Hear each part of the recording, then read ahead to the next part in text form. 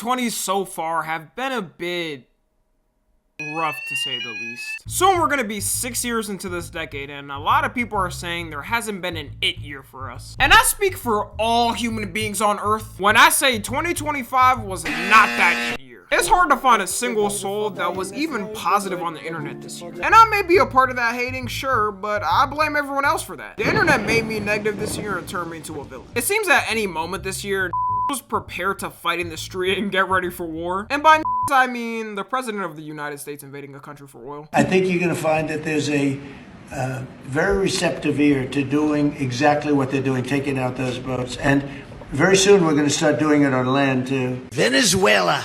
How about we're buying oil from Venezuela?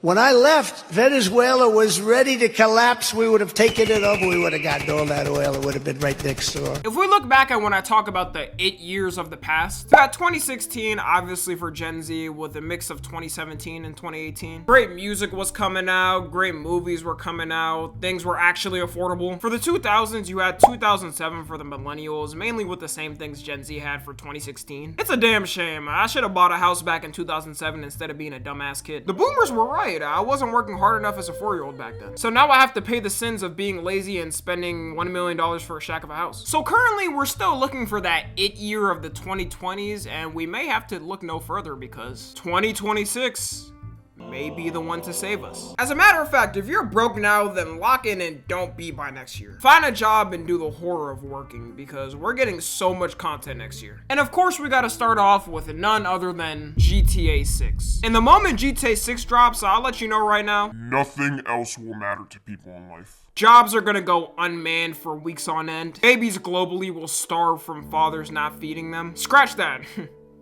I'm acting like dads even take care of their kids. It's GTA 6 though, so mothers as well will probably neglect their babies. It's not to pass y'all, alright? Women play games too now, so the baby starving will be an equality effort. My prediction is for at least the first couple of days it's out, certain establishments will have problems with employees not showing up. People are smart. They will save up their sick days or pay time off to make sure they can play it. And technically, they wouldn't be wrong in using those days off, which bosses will not be happy with. This is a game that's been 8 years in the making. People were making fake unboxing videos of it back in 2016.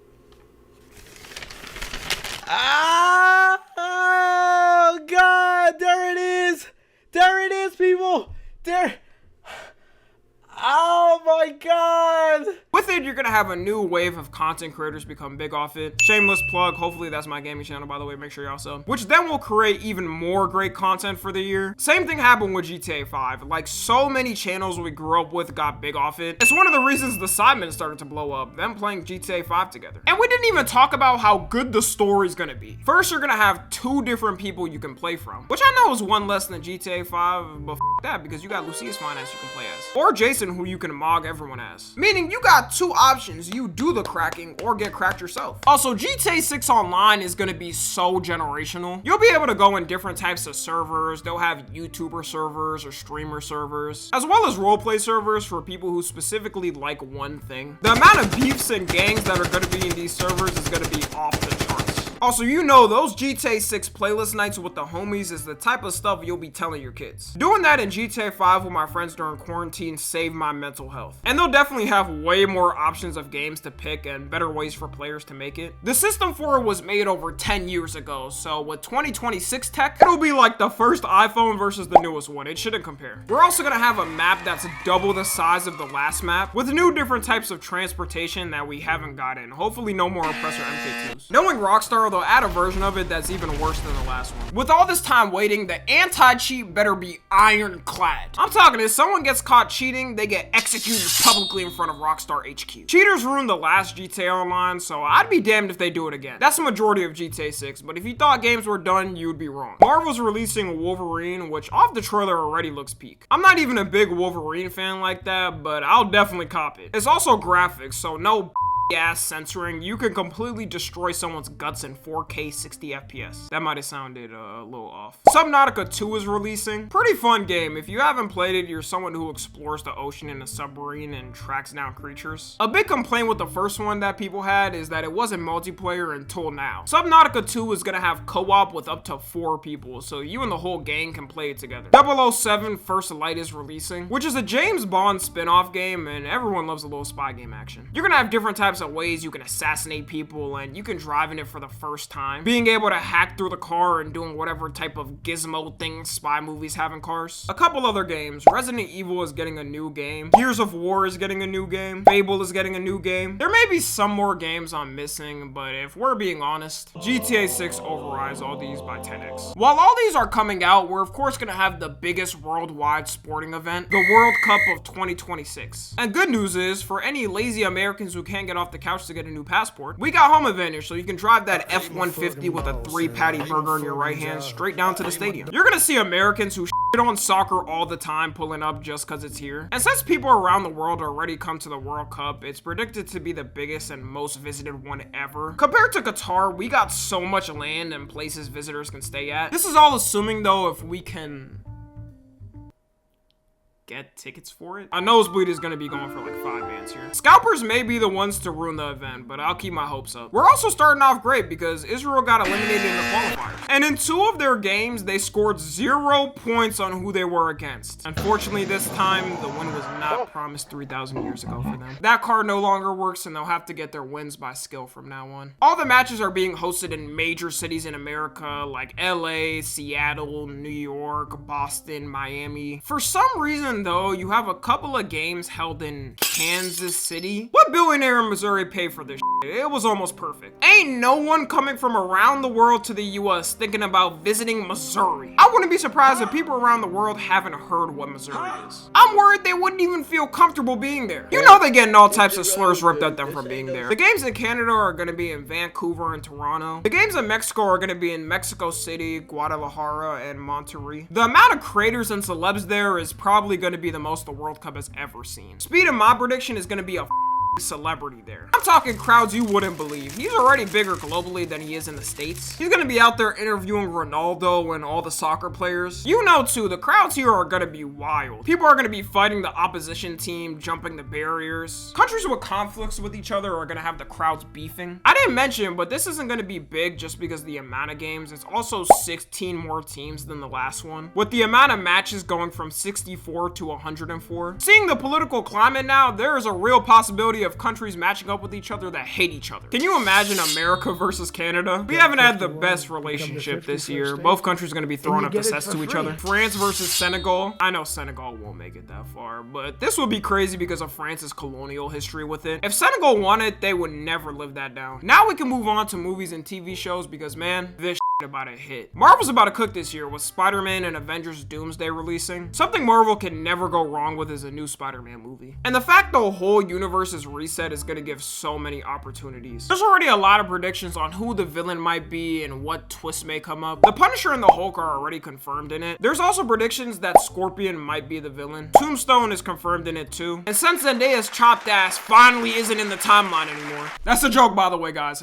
Calm down. Sadie Sink is confirmed in the cast, and although it's not fully confirmed now, everyone's assuming she's the new Mary Jane. Tom Holland, we all understand this is what you're gonna make. I'm saying that like he didn't just get married to Zendaya in real life, which is good because that means I got a chance, right guys? We're around the same age, so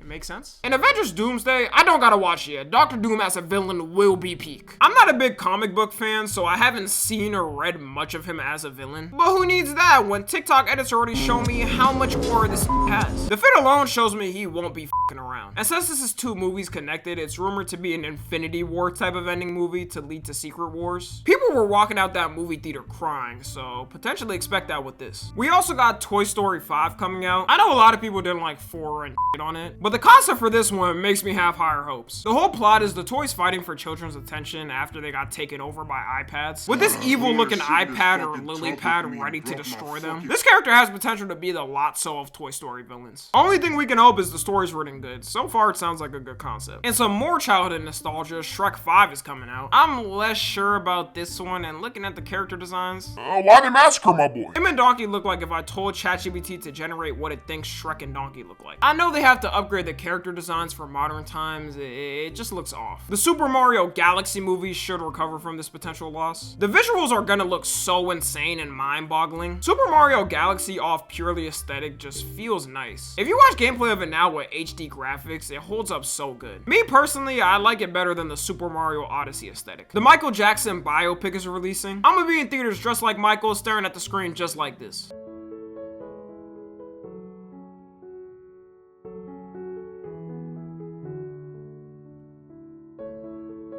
They did their thing with picking Jafar Jackson because the way he transitioned from Thriller Michael to Bad Michael was perfect. And it's gonna include all of Michael Jackson's eras if they don't split it up, hopefully. Which means the movie could be 3.5 hours. In that 3.5 hours, I'm enjoying every bit of it. It's gonna be showing how he made some of his most famous songs and apparently business dealings he did. And if you know how much Michael got over by the music industry, it's gonna have some juicy drama. Hey, all I'm saying is, as soon as he started requesting rights to his music, to the media, he was in the same lane as the Diddler and the worst predator to exist. Some notable mentions for movies releasing as well: Dune Part 3, Hunger Games Sunrise on the Reaping, Moana live action, Mortal Kombat 2, Supergirl, The Odyssey. I probably missed some. That should be good enough with everyone though. And we'll end it off with the TV shows coming out. The Boys is having its final season come out, and according to the cast and directors, it's gonna be the most graphic one. If you've watched The Boys, you know how insane that is. There is scenes of people getting ripped in half on the show. I'm scared how much further they're gonna take it. They're also not hiding who they're mimicking because... take a wild guess of who this may be alluding to. With the poster, you can get at it already. Homelander's definitely gonna do the sickest